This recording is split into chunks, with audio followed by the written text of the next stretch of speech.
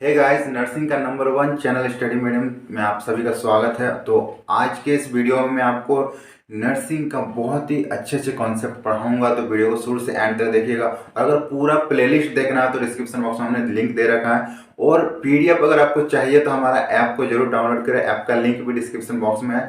तो क्लास को एंड तक देखिएगा और पसंद आए तो लाइक जरूर कीजिएगा। चलिए शुरू करते हैं इसका क्लास।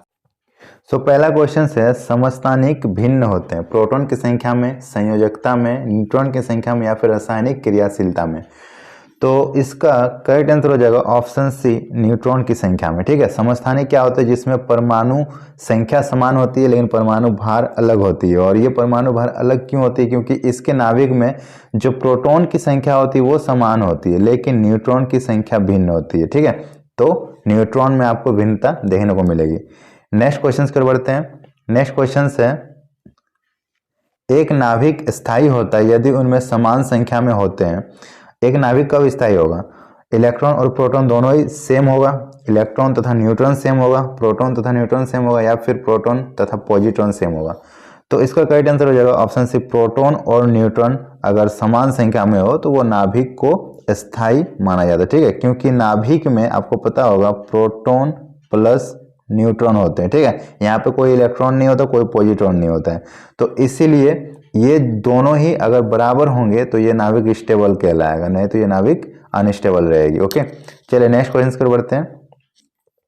नेक्स्ट क्वेश्चन है, निम्न में से कौन सा कण का द्रव्यमान सबसे कम होगा? Meson, positron, न्यूट्रॉनो, electron. तो जितने भी यहाँ पे द्रव्यमान वाले कण दिए गए हैं इनमें से सबसे कम द्रव्यमान किसका होता है? तो न्यूट्रॉनो। ठीक है, ये न्यूट्रॉन नहीं है, न्यूट्रॉनो। ठीक है, ये बहुत ही कम द्रव्यमान का होता है और ये इलेक्ट्रॉन से लगभग 0.04% द्रव्यमान से भी कम होता है। मतलब इलेक्ट्रॉन का जो द्रव्यमान है उससे 0.04% द्रव्यमान से भी कम होता है न्यूट्रॉनो, क्योंकि ये सबसे कम द्रव्यमान वाला कण है। ओके, नेक्स्ट क्वेश्चन है, पोटेशियम परमाणुओं में इलेक्ट्रॉनीय ऊर्जा तलों का जो क्रम है वो कैसा होगा? ठीक है, ऑप्शन आपके सामने है। तो इसका जो आंसर होगा ना वो 4s is less than 3d होगा। ठीक है, चलो इसका आंसर हो जाएगा option C. Okay, next question है, nवे ऊर्जा तल में इलेक्ट्रॉनिकीय उपकोषों की संख्या कितनी होगी? ठीक है, nवे ऊर्जा तल। ठीक है, ये nth जो टर्म है उसमें उपकोषों की संख्या कितनी होगी? n square 2n square. तो उपकोषों की जो संख्या होगी वो होगी n। ठीक है, nवे ऊर्जा तल में इलेक्ट्रॉनीय उपकोष की जो संख्या वो n ही होती है। ओके, नेक्स्ट क्वेश्चन है, nवे ऊर्जा तल में कुल कक्षकों की संख्या कितनी होगी? सेम है लेकिन कक्षकों की संख्या कितनी होगी? n square 2n square. सो इसका करेक्ट आंसर हो जाएगा ऑप्शन बी, n स्क्वायर। ठीक है, कक्षकों की संख्या बोला जाए तो n स्क्वायर। ओके, उपकोषों की संख्या बोला जाए तो n।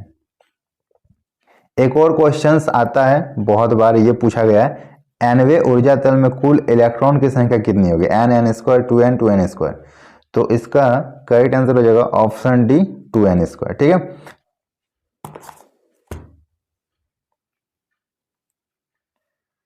तो उपकोषों की संख्या n हो गया, कक्षकों की संख्या n स्क्वायर हो गया और इलेक्ट्रॉन की संख्या 2n स्क्वायर हो गया। क्लियर? चलिए आगे बढ़ते हैं। नेक्स्ट क्वेश्चन से, एक ही तत्व के ऐसी परमाणु प्रजाति जिनके द्रव्यमान में अंतर होता है क्या कहलाती है? समभारिक, समस्थानिक, नाइडेरिया या फिर नोवेकन। तो इसका करेक्ट आंसर होगा ऑप्शन बी, समस्थानिक। समस्थानिक में क्या होता है? द्रव्यमानों में अंतर होता है। ठीक है, न्यूट्रॉन में अंतर होता है। ओके, लेकिन परमाणु संख्या सेम होती है, प्रोटॉन की संख्या सेम होती है। ओके, चलो नेक्स्ट क्वेश्चन पर बढ़ते हैं। किसी परमाणु में दो इलेक्ट्रॉन की सभी क्वांटम संख्याएं एक समान नहीं हो सकती। ठीक है, ये किस सिद्धांत के अकॉर्डिंग बोला गया? पाउली का अपवर्जन सिद्धांत, होर्न्स नियम, अफबाऊ नियम या फिर बोर-बली का नियम। तो इसका करेक्ट आंसर हो जाएगा ऑप्शन ए, पाउली का अपवर्जन सिद्धांत। ठीक है, पाउली का जो अपवर्जन सिद्धांत है इसी के अकॉर्डिंग बोला गया था कि दो इलेक्ट्रॉन की जो सभी क्वांटम संख्याएं कभी भी समान नहीं हो सकती। नेक्स्ट क्वेश्चन कर बढ़ते हैं। यदि n का मान 4 हो, ठीक है, यदि n का मान 4 हो तो l का मान क्या होगा? तो L अगर n का मान 4 हो तो L का मान कभी भी 4 नहीं हो सकता, ठीक है, कभी भी 4 नहीं हो सकता, पहला ऑप्शन गया। ओके, अगर n का मान 4 हो तो L का मान एक 3 जरूर होगा, तो यहाँ पे 3 नहीं है, ये भी गया, यहाँ भी 3 नहीं, ये भी गया, तो इसका करेक्ट आंसर हो जाएगा केवल 0 1 2 3। ओके, चलो नेक्स्ट क्वेश्चन की ओर बढ़ते हैं।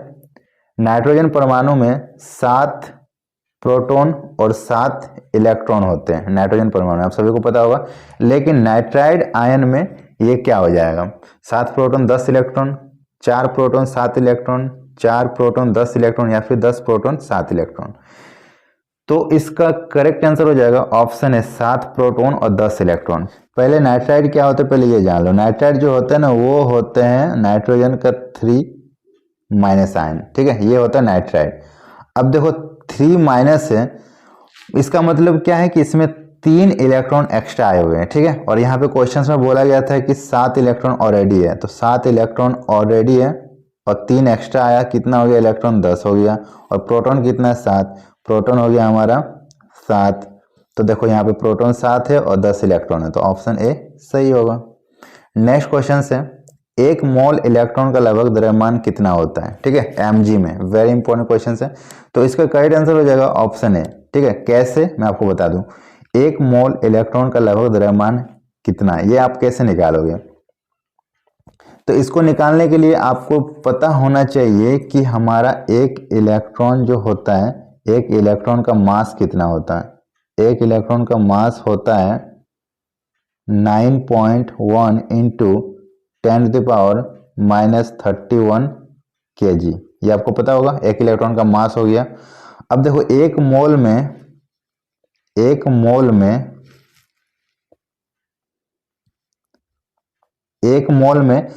कितना पार्टिकल्स होता है, एक मोल में कितना पार्टिकल्स होता है, तो आपको पता होगा एक मोल में जो होते हैं 6.023 इंटू 10⁻23 पार्टिकल्स होते हैं। ओके, अब देखो यहाँ पे बोला गया 1 मोल इलेक्ट्रॉन का द्रव्यमान, एक इलेक्ट्रॉन का द्रव्यमान तो हमारा हो गया 9.1 इंटू 10⁻31 माइनस के, ठीक है, ये एक इलेक्ट्रॉन, और एक मोल इलेक्ट्रॉन, तो मोल में कितना पार्टिकल होते हैं 0.23 इंटू 10⁻23।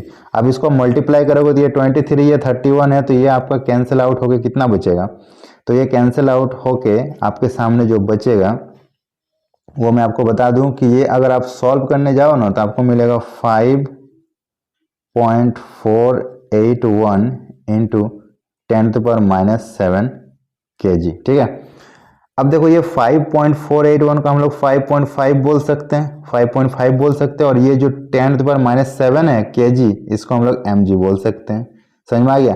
तो 5.5 mg होगा इसका करेक्ट आंसर, इसको आप आसानी से बना सकते हो। नेक्स्ट क्वेश्चन से, नाभिक का आकार होता है, नाभिक का आकार कितना होता है, तो नाभिक का जो डायमीटर होता है ना उसके अकॉर्डिंग नाभिक का आकार 10⁻⁻15 मीटर होते हैं। ओके, चलिए नेक्स्ट क्वेश्चन पर बढ़ते हैं। नेक्स्ट क्वेश्चन जो है उसमें बोला गया है क्लोरीन गैस का जो C37 है और Cl37 और Cl35 का अनुपात क्या होगा। तो Cl37 और Cl35 का जो अनुपात होगा वो हो जाएगा 3:1, ठीक है, तो ऑप्शन ए हो जाएगा इसका करेक्ट आंसर।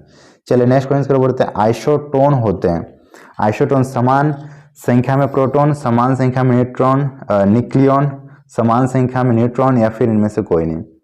तो इसका करेक्ट आंसर हो जाएगा ऑप्शन बी, समान संख्या में न्यूक्लियन, ठीक है, ये न्यूक्लियन है। तो समान संख्या में न्यूक्लियन को आइसोटोन बोला जाता है, ठीक है, आइसोटोन। आइसोटोन में 2 न्यूक्लियोइड्स होते हैं, 2 न्यूक्लियोइड्स होते हैं, और एक ही न्यूट्रॉन संख्या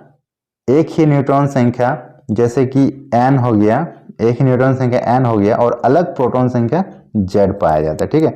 2 न्यूक्लियन होते हैं, एक ही न्यूट्रॉन संख्या समान आपका n, और जो है आपका अलग प्रोटॉन संख्या z पाया जाता है। ओके, तो इसीलिए इसका अगर आप एग्जाम्पल देखने जाओगे तो आइसोटोन कहाँ पे देखने को मिलेगा, B12 और C13 में आपको देखने को, ठीक है, बोरॉन का 12 और कार्बन का 13 में आपको ये देखने को मिलेगा। दोनों में देखो आप क्या है, न्यूट्रॉन की संख्या 7 है, दोनों में न्यूट्रॉन की संख्या 7 है, अतः ये आइसोटोन है। ओके, चलो नेक्स्ट क्वेश्चन की ओर बढ़ते हैं।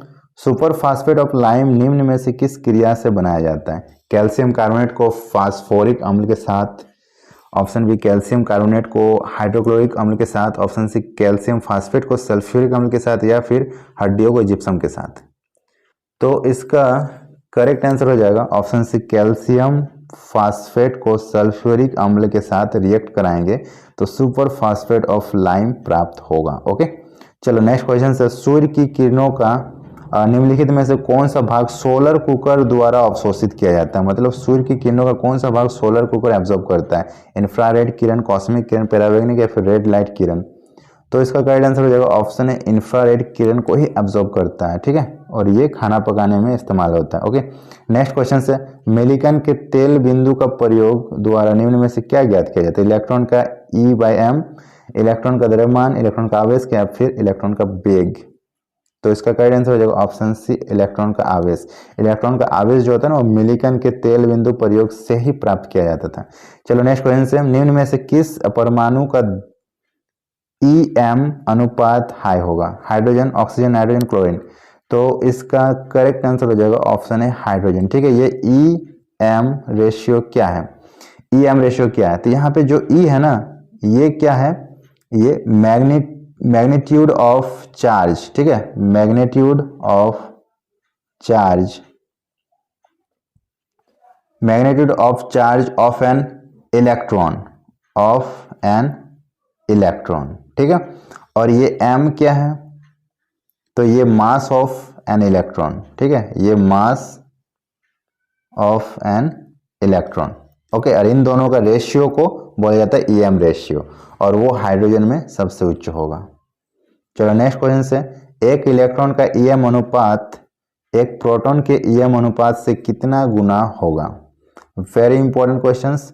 तो एक इलेक्ट्रॉन का जो EM अनुपात होगा वो एक प्रोटॉन से लगभग 3660 गुना अधिक होगा। ठीक है, option B is the correct answer. Okay, video अगर पसंद है तो लाइक कीजिएगा, सभी के साथ शेयर कीजिएगा और चैनल को सब्सक्राइब जरूर कीजिएगा। और तैयारी को अच्छे से करना है तो हमारे ऐप के साथ जुड़ जाइए, वहां पे आपको पेड कोर्स मिल जाएंगे बहुत ही सस्ते में। अगर PDF डाउनलोड करना है तो वो भी आपको ऐप में ही मिलेगा, बहुत ही शानदार 8000 क्वेश्चंस का PDF है। अगर वो भी पढ़ लेते हो तो एक भी क्वेश्चन नहीं छूटेगा, जिसका लिंक हमने डिस्क्रिप्शन बॉक्स में दे रखा है। और ये मिलते हैं नेक्स्ट वीडियो में, तब तक के लिए बाय बाय।